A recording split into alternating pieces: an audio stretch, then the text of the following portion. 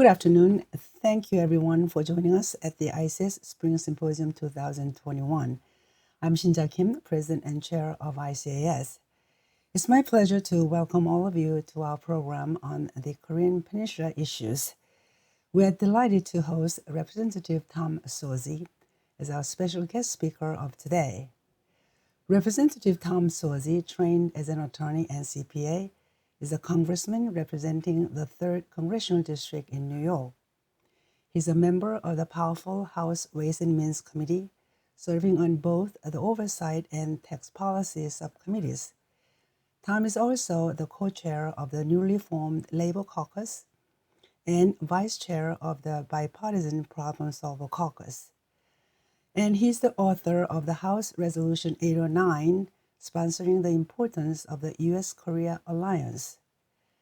Tom previously served as mayor of his hometown, Glen Cove, New York, along with Nassau County executive. As a reformer and problem solver, he created FixAlbany.com, rooting out corruption in New York State politics. And his other accomplishment includes his state commission proposal of the property tax cap, which has now become the law. Tom resides in Glen Cove with his wife Helen, and there are 3 children, Caroline, Joseph, and Michael. So with this short introduction, hope you enjoy the program. Thank you. Okay, 안녕하세요. 안녕하세요. Thank you, Tom. Welcome. Thank you. 감사합니다. Wonderful. It's all yours now. Thank you very much, and it's great to. Well, I can't see all of you. I think there's only about. This is a webinar. Do we know how many people are watching right now? Yes. How many people are watching? We have over 100 people signed up. Oh, wonderful. That's fantastic. Yes. Well, listen, I'm very happy to be with you today, and I'll try and keep my remarks brief and then open it up for any questions that anyone may have. That's wonderful. I think that it's important for me to first say that I know how important the relationship between the United States and the Republic of Korea is. And it goes back all the way to certainly the Korean War. And I've always been so grateful for the way that I've seen both Korean Americans and Koreans express their gratitude to American veterans that served in the Korean conflict. So I'm very grateful to you for the way that you've treated them over the years and given them such respect and gratitude for their help during that very difficult time. So 감사합니다. Thank you. America and the United States share values with each other. And the world is moving so quickly these days that the only way we can confront the many challenges that we face is trying to remember the values that hold us together. So the values of democracy, the values of capitalism and free trade, the values of the respect for the rule of law, for human rights, for the individual worth of different human beings. And we need to work together as closely as possible to confront the challenges we face in the world. Certainly regarding COVID, of which the Republic of Korea has done such a fantastic job that we can learn from, and what a wonderful job they did in combating this pandemic, but also many other areas of concern. One of the biggest for me is China. I'm very concerned about China's plans over the next several decades. And they have plans very much in place. So before I talk about the Korean-America relationship, I want to also mention the Korean Americans. There are 2 million Korean Americans in the United States. I have many Korean Americans in my district. They've played a very important role over the past several months, helping me to access PPE, personal protective equipment, masks and gowns and gloves, and helped me to distribute them, especially when things were very dire in my state and in my district. I represent Nassau County, New York, Suffolk County, New York, and Queens, New York. And those were the 3 of the hardest hit counties in the United States of America very early on. And I had a lot of Korean American friends helping me to access personal protective equipment and helping me to distribute it to healthcare workers and to first responders. So I'm very grateful. And we also are seeing with Korean Americans, as with other Asian Americans, there have been a lot of hate crimes. A lot of people have been victims. A lot of Asian Americans, Korean Americans have been victims of hate crimes because of a lot of the rhetoric that came from the highest levels in our country that really tried to blame the coronavirus on all Asians. And we've seen people really being mistreated. Grace Meng, who's my colleague from Queens right next door to me, sponsored legislation last year to go after hate crimes. And she's got another resolution this year to work more closely with state and local governments and attorney generals to make sure that we protect our friends in the Asian American communities and the Korean American community. And I will do everything I can to protect my friends and neighbors and constituents that are worried about the mistreatment of Asian Americans. You're my people, and I represent you, and I will do everything I can to look out for Korean Americans, both in my district and throughout the country. I think that when we think of our relationship, the United States to the rest of the world, historically, we've played a very important role, certainly over the past 75 years. And we saw under the previous administration an effort to try and withdraw America from playing that role and only to look inward. And I think that was a mistake. And I'm very excited that President Biden has said that America is back and we are going to reassert ourselves in the world. And we are going to re-examine the different policies that we've had. And one of the keys to what Biden's philosophy is to make sure that we work closely with our allies. We can't do things on our own. We need to work together as a team to try and find those partners in the world community that share our values and work together with them to try and address some of the concerns that we have in the world. Certainly, one of the greatest concerns that we all share is the instability of the Korean Peninsula because of the actions of North Korea. And,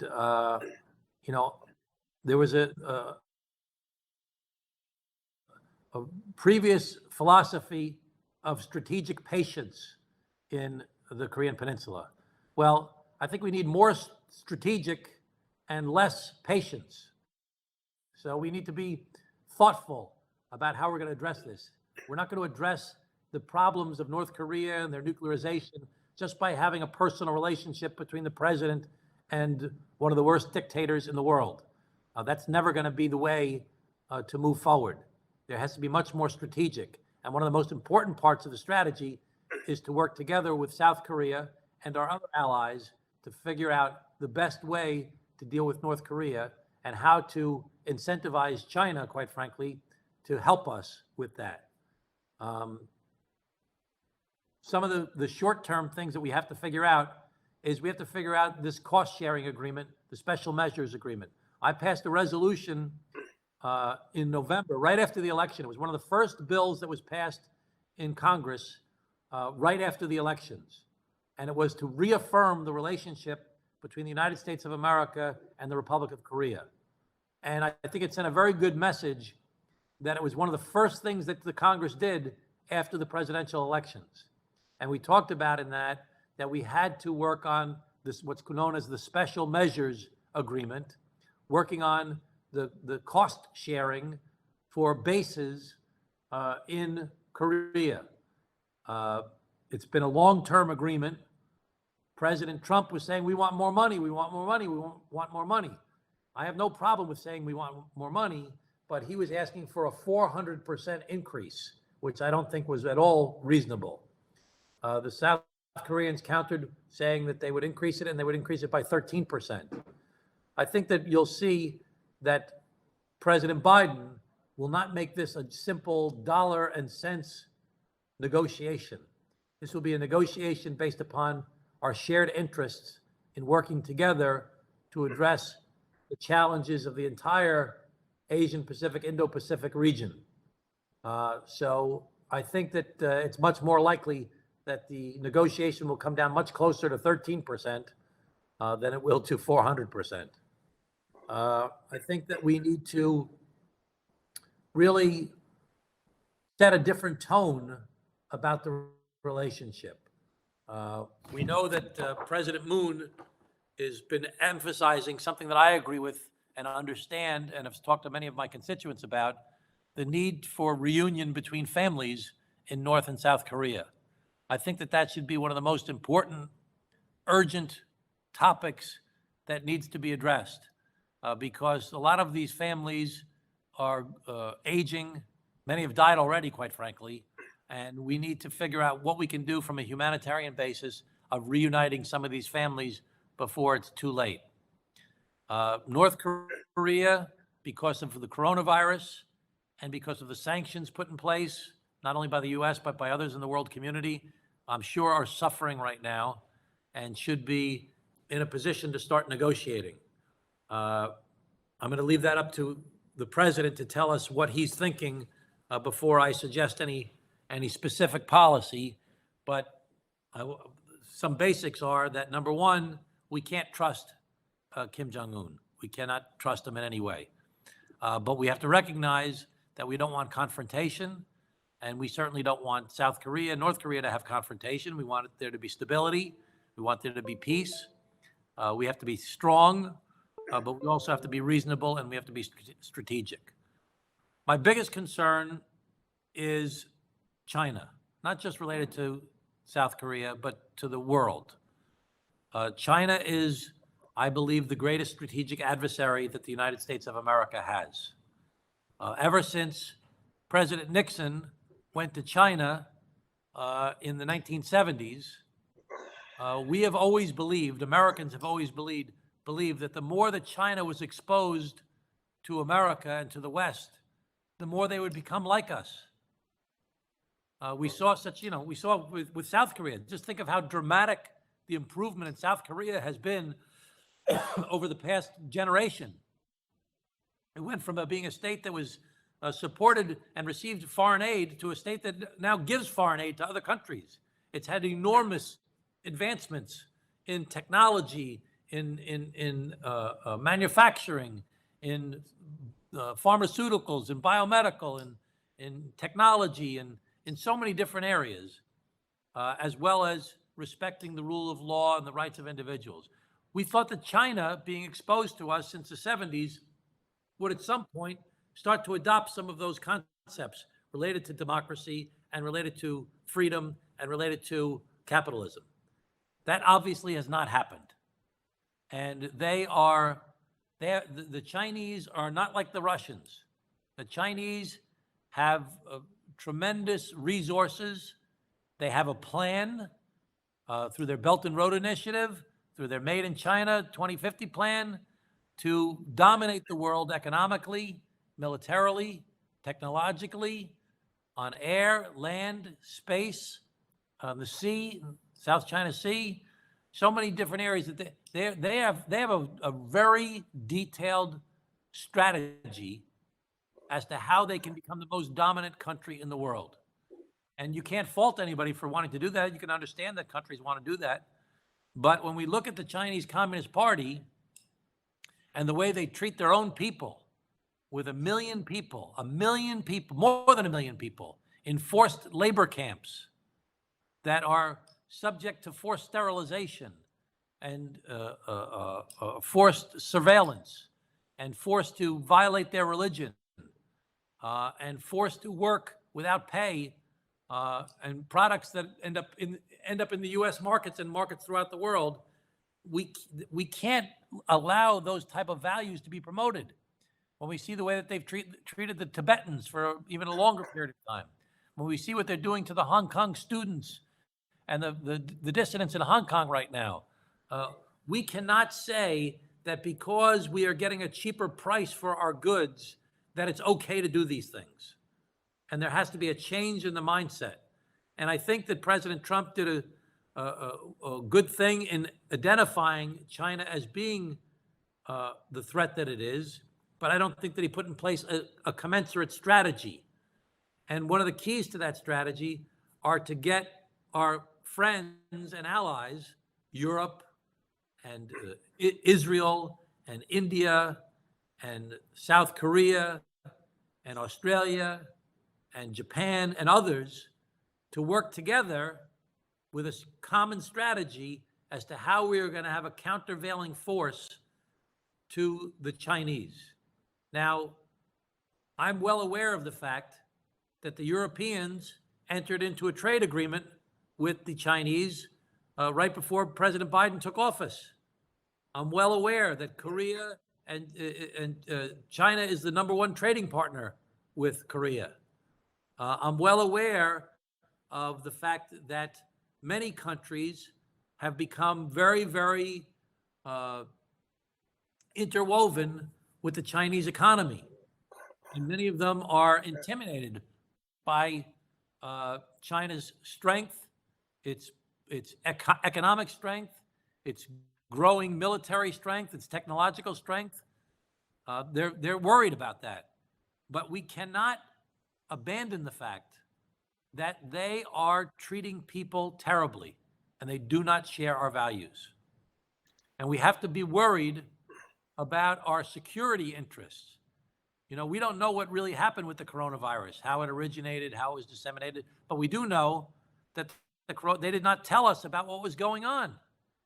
That's a national security threat, that they did not disclose to us what was happening with the coronavirus.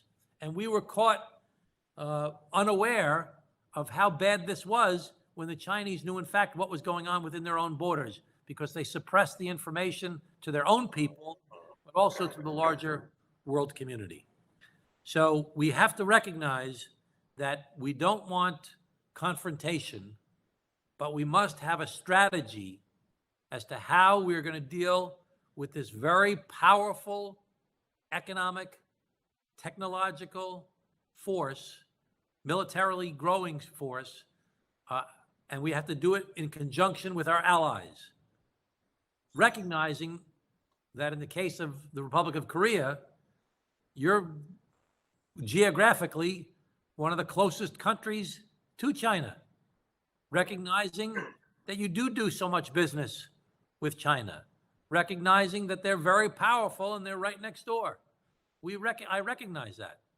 And America needs to recognize that. But we need to work together to develop a joint strategy as to how we're going to deal with the economic, technological, military force that China has become and will continue to grow as. So I'm very grateful for the opportunity to speak to all of you today. I'm happy to build my relationship with the Korean American community that has contributed so much to the United States. When you look at the Korean Americans in our country, they've achieved tremendous success because of education, because of hard work, because of dedication to family. And we see more and more Korean Americans becoming involved in American politics and American community life, and making our communities better and stronger, making our nation stronger. I have a particular affection for all immigrants because my father was born in Italy, came to the United States as a young boy. I'm a first-generation American. And he was the first boy in his neighborhood to go to college. And he graduated from college, and then he joined the U.S. Army and fought in World War II as a navigator on a B-24 and received the Distinguished Flying Cross. And he came back home and he went to Harvard Law School. There were not many Italian-American lawyers going to Harvard Law School in the 1940s. Nobody trusted the Italians because we had just fought Mussolini and the fascists, and because of the fact that they said Italians are either fascists or they're in the mafia. And my father had to fight that stereotype his whole life. And even though he went to Harvard Law School, no big law firm would take him.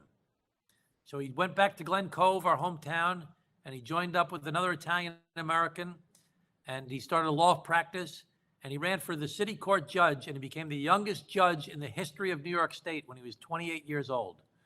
And he went on to become a mayor and a Supreme Court judge, and was appointed by the governor as an appellate division judge. And he would always say, what a country. He lived a great American success story. And I see that story in many Korean American families. I see the exact same story of working hard, of devoting yourself to education, devoting yourself to family, and achieving great success in your adopted country. And I'm grateful to all of you, for the success that you've had. On your success, I say congratulations, 축하합니다. And I say thank you for having me today, 감사합니다. Okay, thank you very much, Tom. Now it's a Q&A. Bruce Bennett, are you there? Bruce Bennett? If not, Patrick Cronin? Songju. Okay, Patrick, go ahead. Yes, Congressman, thank you so much for addressing this group, and thank you for your comments.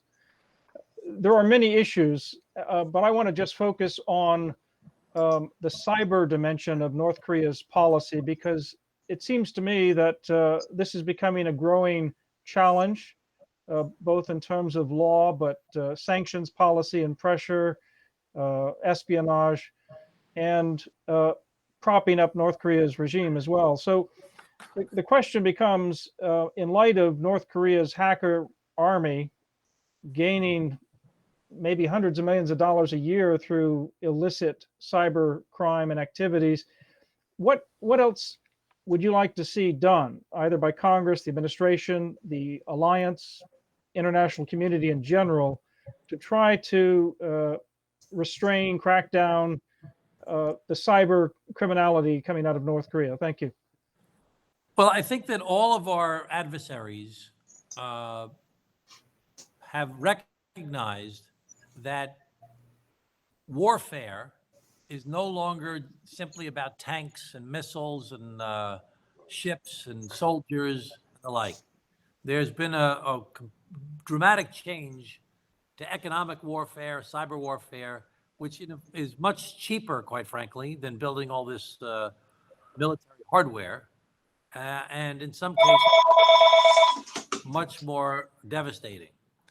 And so we in the United States need to change in our mindset that we need to shift some of our resources away from hardware, still keeping our military strong, obviously, but into cyber capabilities to not only prevent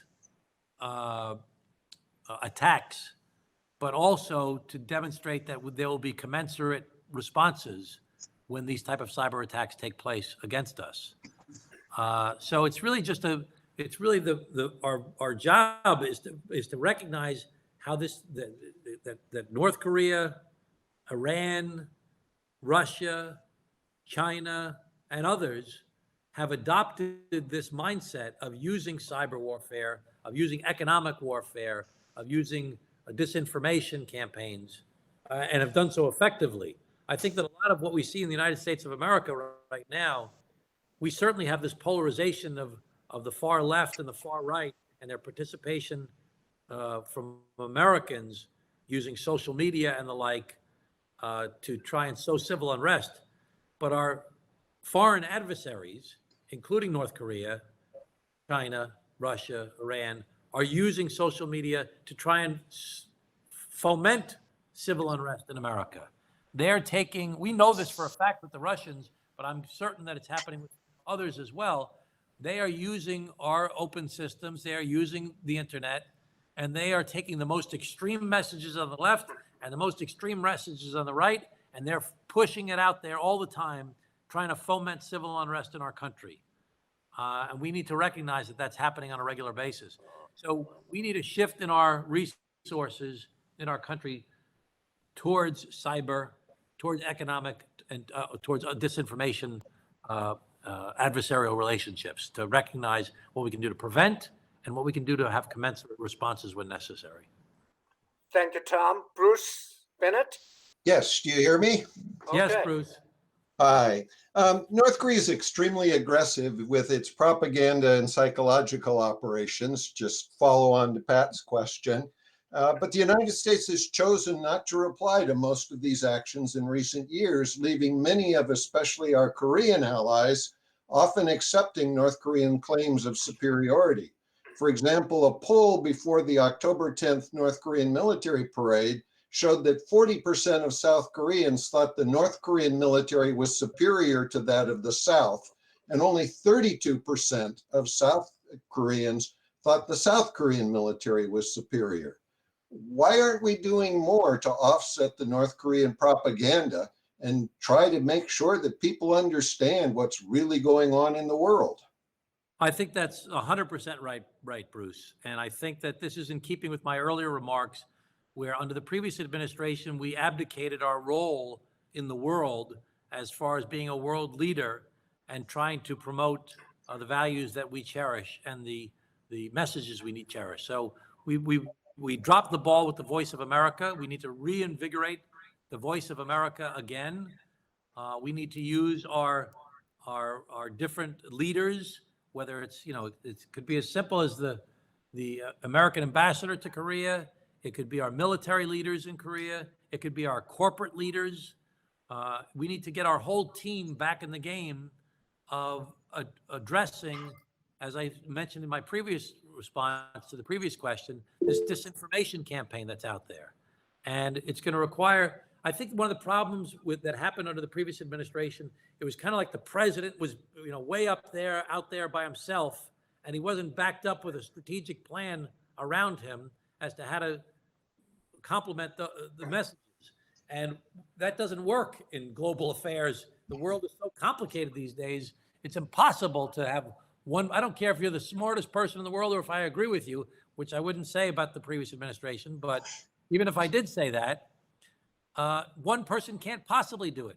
It needs to be a whole of government approach, and not just whole of government, but society as well. There's so many things that the business community can do because of their close relationships with the Korean community and on a business front to make sure that we are pushing the messages that we need to pick. But the first thing is we need to decide that the message is important.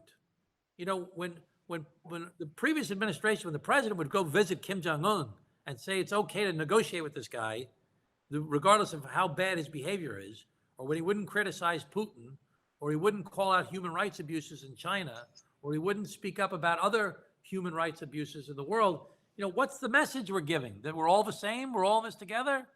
I don't think so. Korea, the Republic of Korea, and America, and Europe, and others share certain values that we have relied upon since the post-World War II, that we have tried to create a message to the world. And we have abdicated in a brief time that message. We need to reinvigorate that message again. And so, we just had this awful attack on the U.S. Capitol. And right after that, I was one of the last people to get out of the chamber that day on January 6th. And, was there when the woman was killed in the back and heard the gunshots and everybody had their guns drawn. And I spoke to a woman the weekend after that. And she's the daughter of a former congressman. His name is Tom Lantos. Tom Lantos was a Holocaust survivor, the only Holocaust survivor to ever serve in the United States Congress.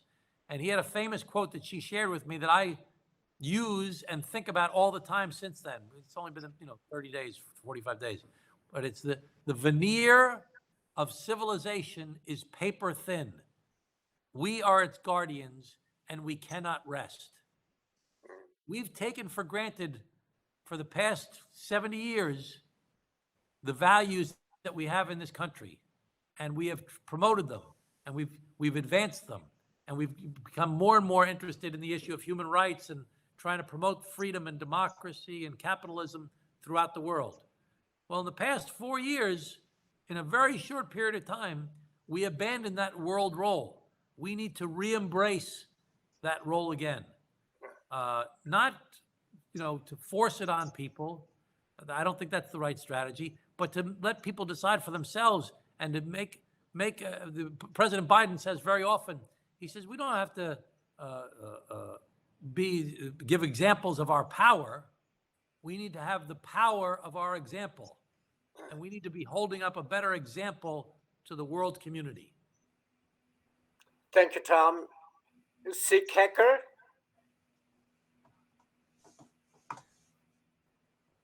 Go ahead, Sig. Okay, unmute your button. I don't think he knows how to do it. Okay, while he's preparing, Tong Kim, go ahead. All right, go ahead. Okay, thank you, Congressman, for doing this for us. Now, I have a question. First one regarding the role of your Congress, current Congress. How differently would you provide advice and consent to the Biden administration's foreign policy? How differently it would be from its previous Congress? And what is the general mood in the Congress in terms of U.S. involvement on international affairs, in terms of historic background of oscillation between isolationism and internationalism? Apparently, listening to you, you're advocating and supporting U.S. efforts to do more things in the global stage and retain restore the leadership role in the world stage to make this world better. That's one part of the question. Second part of the question is, you mentioned about the Obama administration's strategic patience strategy, and you said more strategy this time than and less patience. The characteristics of Obama's strategic patience strategy was three-pronged. One, very strong deterrent and strong proactive sanctions, but reactive dialogue. In other words, waiting for dialogue, waiting for the North Koreans come to the table to start talking to us, and that never happened. Do you have a better confidence this time around in the same veteran members of the Biden's North Korea or Korea policy team? It's the same people who failed before. You think they can succeed this time? They can trust in terms of their thinking, approach, and policy, and so that they will be really programmatic and effective policy toward North Korea. Thank you, Tom. Tong, that's a very, very informed and good question. So thank you so much for asking that. I think that there's no question that President Biden will reassert himself in the world. Not in a confrontational way, but again, as I said, by the power of our example. When everything's said and done, President Biden knows the politics, he knows the policy, and he knows the people. And I think that people are going to be surprised at how consequential he will be as president because of his skills as a politician. You know, everybody's like, oh, politician. Well, you know what? He knows what he's doing. You know, when I give the example domestically, you know, every president has the other party try and knock them down. I don't care who the president was. That's just the nature of the business. That's the same thing in Korea. The opposition party always tries to knock down the person in power. That's just the way of the world. Biden, unlike others, knows what he's doing. He'll know how to win the fight. He'll know how to win the domestic policy fight because he knows how to do the politics. He knows the policy and he knows the people that he can rely on. I think it's the same thing internationally.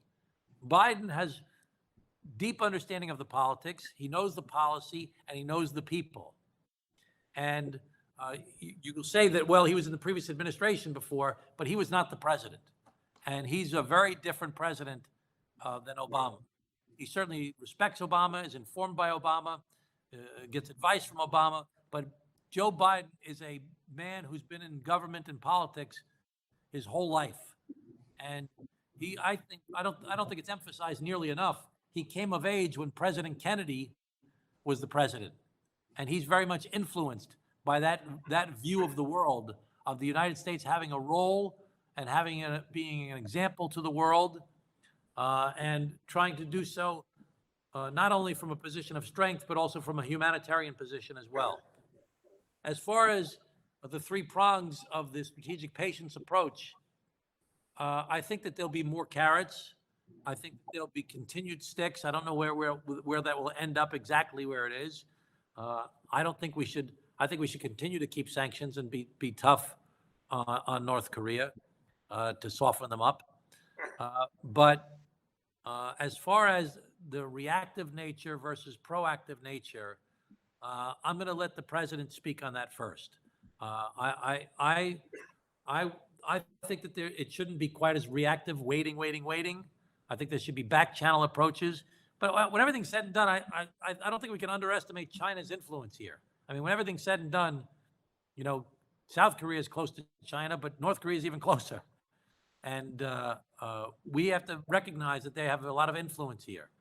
But we should be using, and it's not going to always be, I think North Korea will never be the main topic of just North Korea. It'll always be part of a bigger chess game regarding China and the rest of the region, I think. So I'm going to want to wait and see what the president says as to how he wants to deal with this going forward.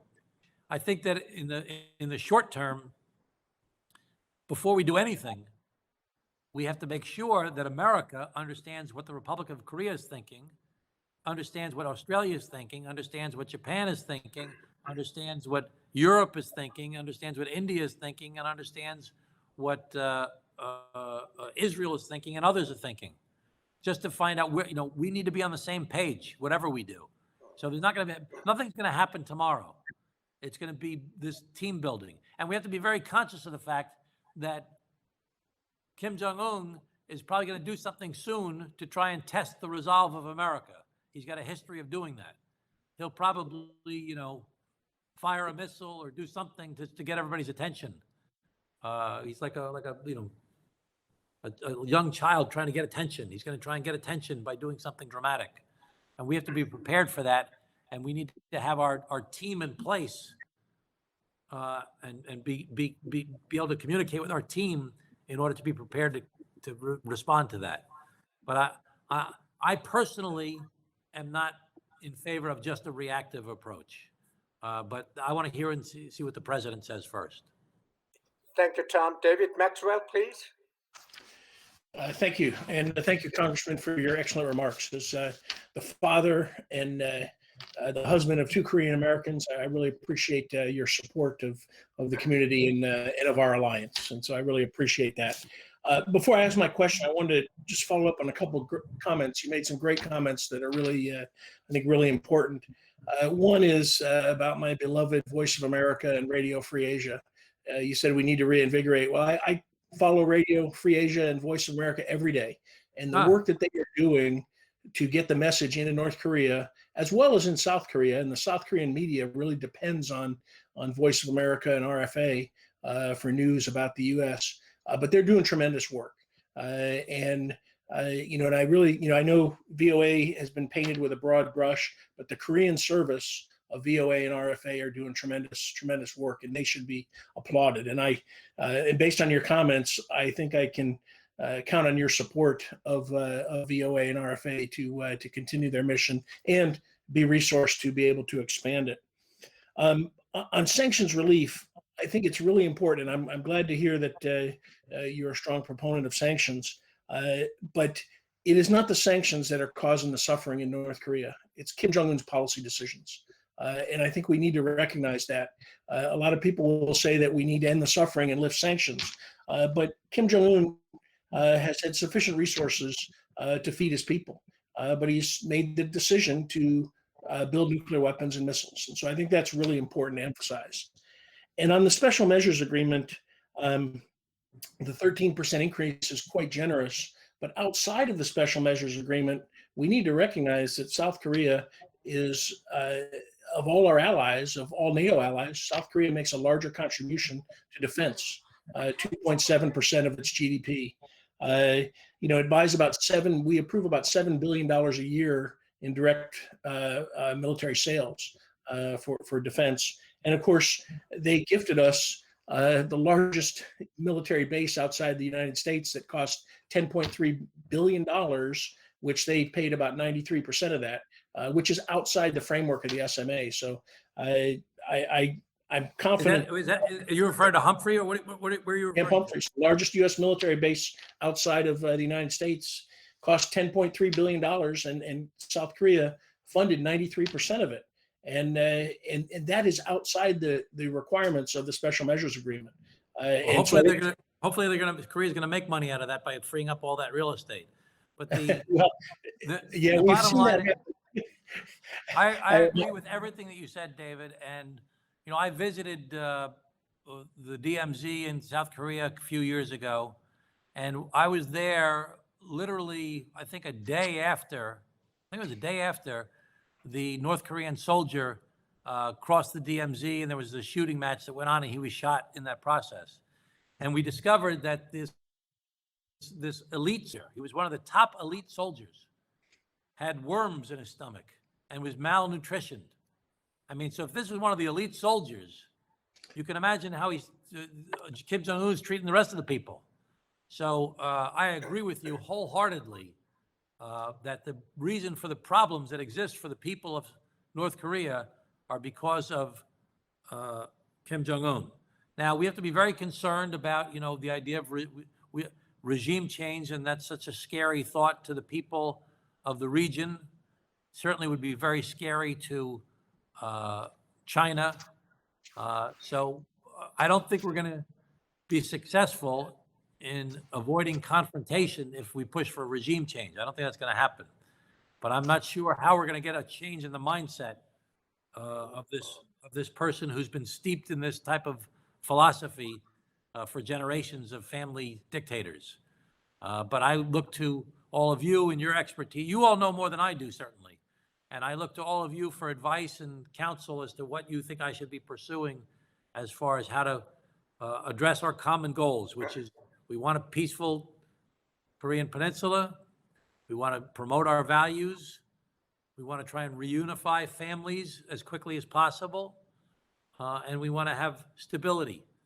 And we want our values of democracy and free enterprise to flourish, not only in this part of the world, but throughout the world. So any advice you have to help me to accomplish those goals, I'll be happy to listen. We will certainly do that. I would just offer that President Biden has really laid out his policy. On October 30th, the only op-ed he wrote in a foreign paper in Yonhap News, he made a special contribution. And it really, that paragraph from that is really, really important. And he said in that words matter, and a president's words matter even more. As president, I'll stand with South Korea, strengthening our alliance to safeguard peace in East Asia and beyond, rather than extorting Seoul with reckless threats to remove our troops. I'll engage in principled diplomacy and keep pressing toward a denuclearized North Korea and a unified Korean peninsula, while working to reunite Korean Americans separated from loved ones in North Korea for decades. That really provides the framework for the policy review, which the experts should be working on. That means a strong alliance, principled diplomacy, denuclearization of the North, not denuclearization of the Korean Peninsula, which both President Moon and President Trump fell into the trap of committing to that. Of course, reuniting separating families, that is really a focus on human rights. And I think that President Biden is going to take a human rights upfront approach. And I would urge Congress to support that. And of course, keep pressing the administration for the appointment of a special envoy for North Korean human rights, which of course Congress has required since 2004, and we didn't have one for the entire last administration. So I would urge you to press for that with the Biden administration. But lastly is a unified peninsula. And I think we too often overlook at that. We focus on denuclearization, but it is really the divided Korean peninsula that is the crux of the entire problem.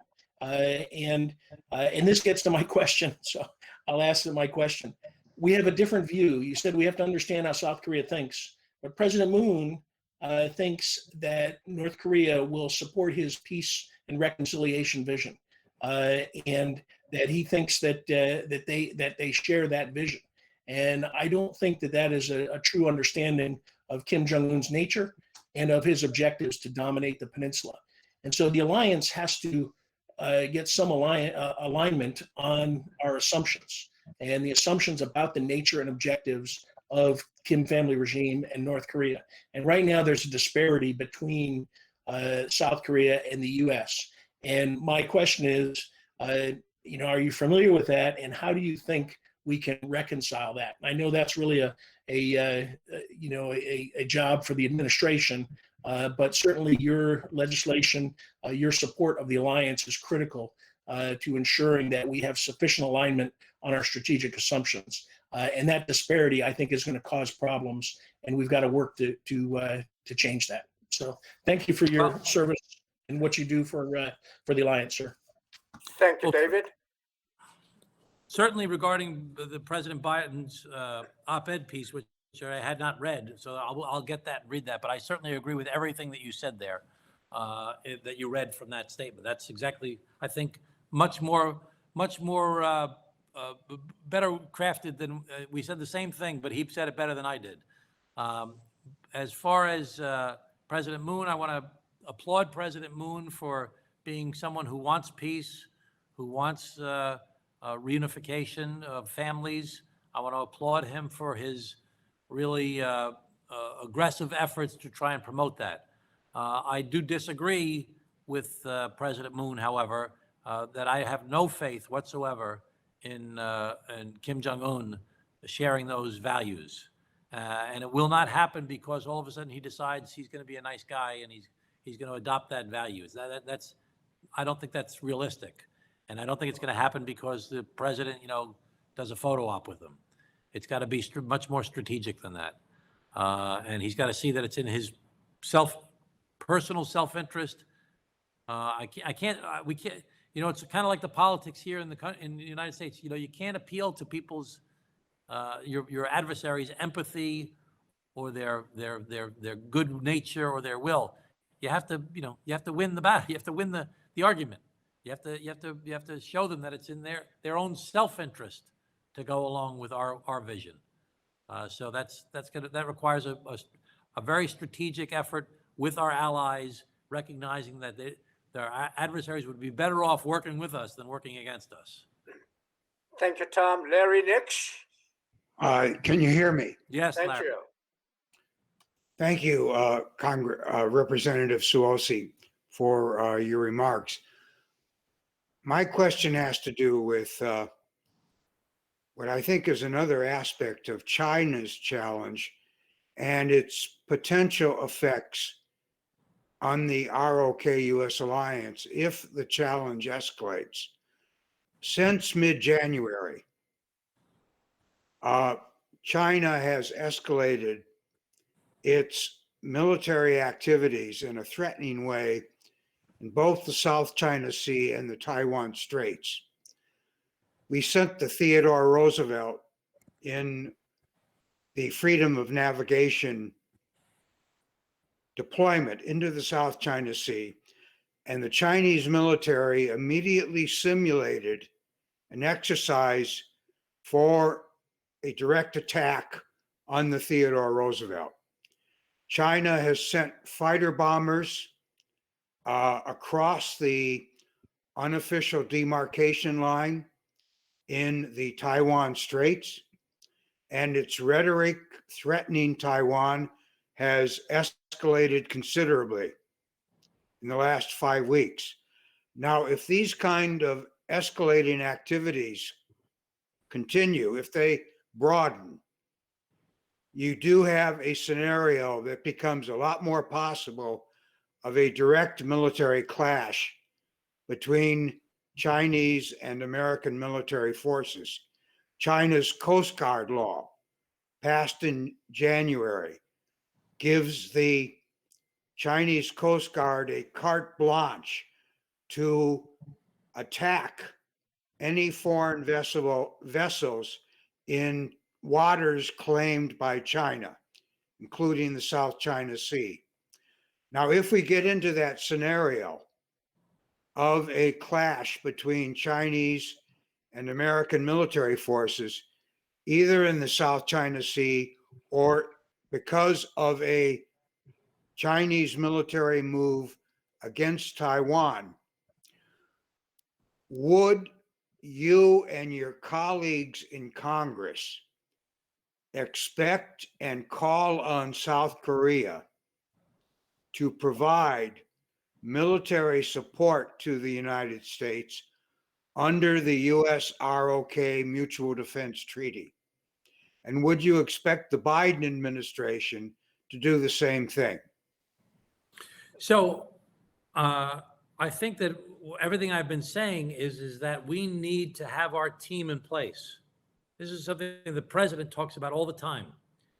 We need to build our relationships with our allies again. We know this whole go it alone that we've been doing is not effective, especially for the circumstances that you're talking about, Larry. If God forbid the circumstances that you described were to happen, if we were doing our go it alone, America first, isolationist policy, then we'd be caught flat-footed in responding to a situation like that. I think that we need to reestablish these strong communication and friendly relationships, and take it out of this what's been an adversarial, business negotiation over cost sharing, for example, and think of all the different eventualities like the ones you've proposed here and how we would respond.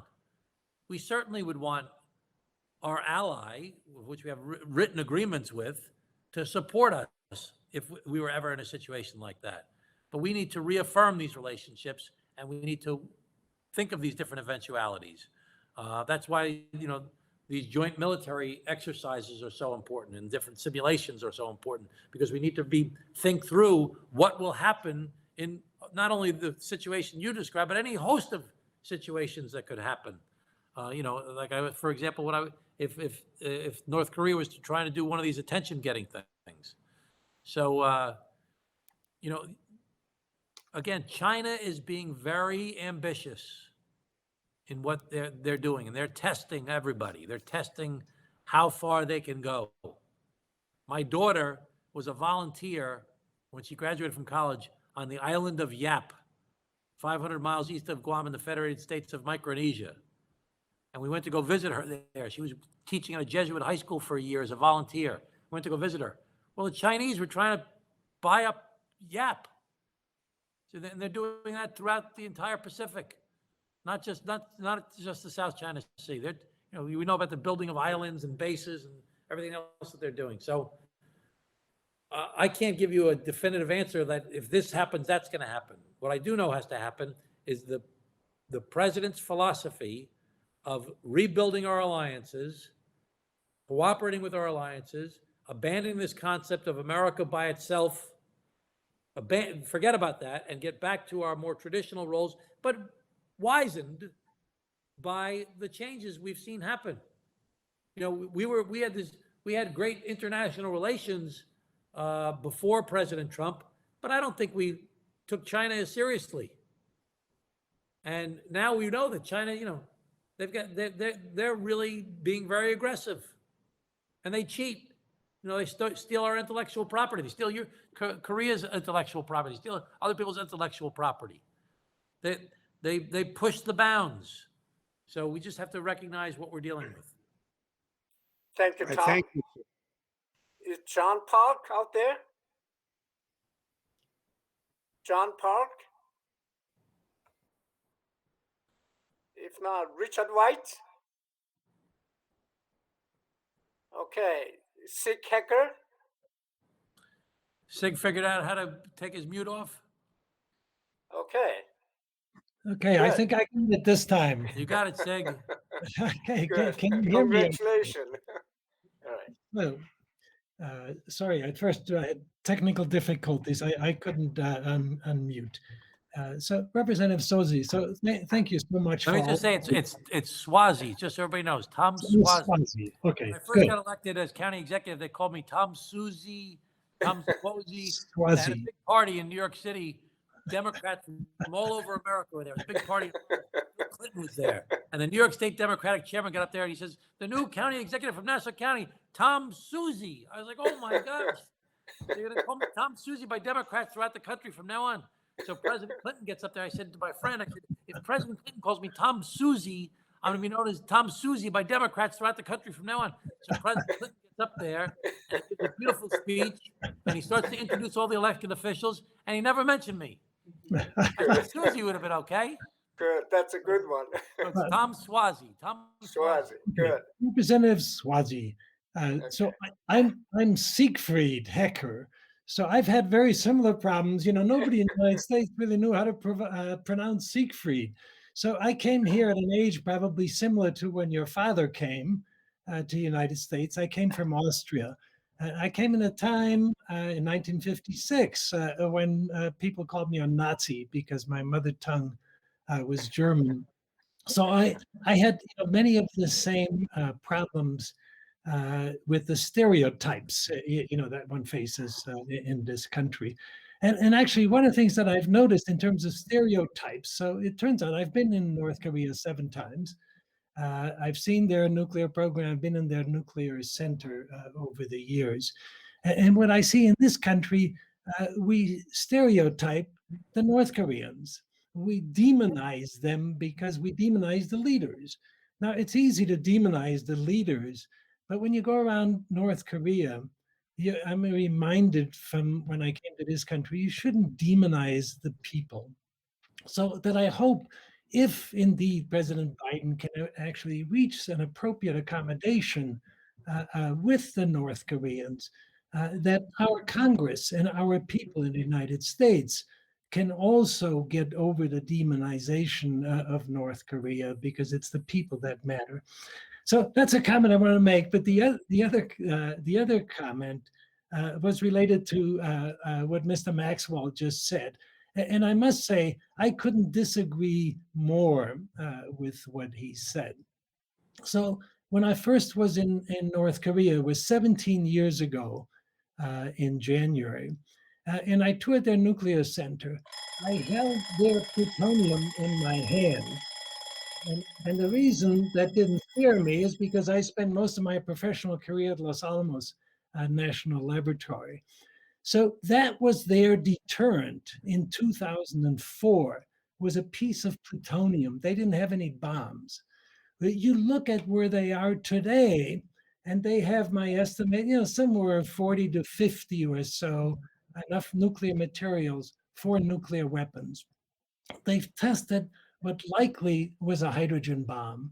They have missiles that can reach this country, although they can't mount a nuclear weapon yet in those missiles, in my opinion.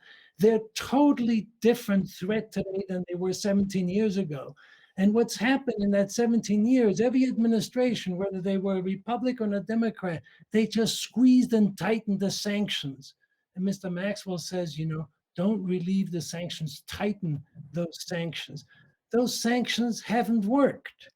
That's not necessarily why the people of North Korea are suffering, but the sanctions haven't made them denuclearize. It's going to take a different approach, as you say, a strategic approach that understands we must have diplomacy to get to where indeed we have peace on the Korean Peninsula. And then that, in the spirit of what you said, it has to be combined with working with our allies to have a strong deterrent, to deter and to dissuade. So make sure that our alliance is actually strong in terms of conventional, backed up by nuclear. And so a combination of those, in my opinion. So do you think there is no hope for a sanctions relief to actually get enough diplomatic leverage backed up by the deterrence and dissuasion to get us to a different place? I don't think that there's going to be sanction relief in the short term. I think there'll have to be some sort of action by the North Korean government to show some good faith. It may not be on the nuclear front. It may be on the reunion of families. It may be something else. But I think that but there has to be some sign of good faith by the North Koreans. But I'm willing to consider anything that the Biden administration develops as far as a plan, working in conjunction with our allies as to how the best approach to this should be. Nobody likes the idea of people suffering because their government leader is an awful person. Nobody likes that, that the people of North Korea, as you said, are the victims of this awful behavior. But at the same time, there are many instances throughout world history where there have been efforts to try and get the leader to work with you and to give them more resources, and then they just use the resources, they don't give it to their people anyway. So we really need to make sure that there is some effort by this administration, the North Korean administration, to show good faith that they're going to change some of their behavior. It can't be that we just hope and wish that it'll go away. You know, I'm a Democrat through and through, but I always like the expression of trust and verify that Reagan used with Gorbachev, trust but verify. So I can't just trust Kim Jong-un that he's going to all of a sudden have a change of heart. I have no confidence in that whatsoever. But I think that working together with our allies and getting their opinions and their viewpoints on this is what this administration says they're going to do, and I think that's the way to go. And working together as a group. So Siegfried, I was in Austria a few years ago. I went to Salzburg and Vienna, and I visited a place called Klosterneuburg, which is it's like an abbey. But anyway, okay. That's a beautiful, beautiful place. Yeah, you know Klosterneuburg? Oh, yes. And I had Tafelspitz and Oh, I forget what the Germkanoodle. oh, no, the Knödel. Yeah. The Okay. Knödel. All right, what about John Park? Is he going to say something? John Park, you are the last one. Oh, he left the meeting. John? I think he just hung up on himself. Congressman Suozzi, Dr. Richard White has faced a technical glitch. May I deliver his question to you? Okay, sure, go ahead. Thank you. Congressman Suozzi. Do you have a sense why the administration has not, unlike the case of Yemen and COVID, launched a major policy initiative regarding North Korea yet? Is it because they have other priorities? Or are they still trying to decide how to address an admittedly extremely difficult policy problem, or some other reason? Thank you. No, I think that it's a very complicated problem, and it requires, as I said, the consultation with all of our allies and developing a joint plan on this. We saw the first joint appearance by the president with the leader of Canada yesterday. That was the first one. So we have to have a lot of these meetings and a lot of these consultations, and the president is not going to go out there on his own and just do this by himself. He's going to build these relationships before he moves forward. Well, thank you very much, Congressman. And time is up. And Thank you. Thank you very much.